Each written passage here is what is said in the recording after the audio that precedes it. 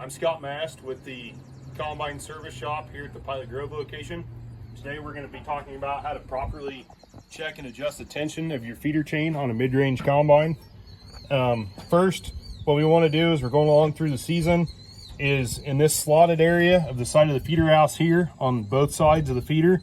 We want to make sure that we're keeping that clean of any packed in chaff or debris that can limit, if stuff gets packed in there, I can limit how well our chain is holding tension.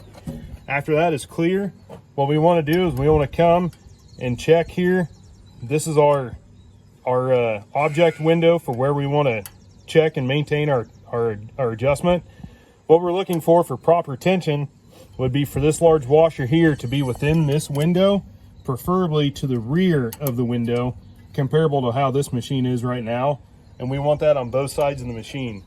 If we had to loosen our chain, or if we're trying to adjust our chain, what we would do is we take two 15/16 or two 24mm wrenches, and we're going to loosen the front nut, screw it more towards the front of the bolt. And then if we want to tighten or loosen our chain on this inner nut, we're going to tighten or loosen it to compress or decompress our spring to get it where we need, get this washer where we need it within the object window. And we want to, as we're adjusting our chain, we want to adjust it equally from left to right hand side as we're going. And then once we're done, we would take this front nut, tighten it down, and then jam it down.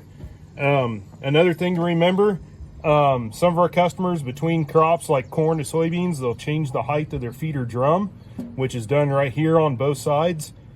When you change the height of your drum, that can and will change the chain tension at this spring. So what you want to do is after you've changed this height, you want to check this spring on both sides, maybe even run the feeder for 30 seconds or a minute and then recheck and make sure that this is tightened and the washer's within the window, as we see here.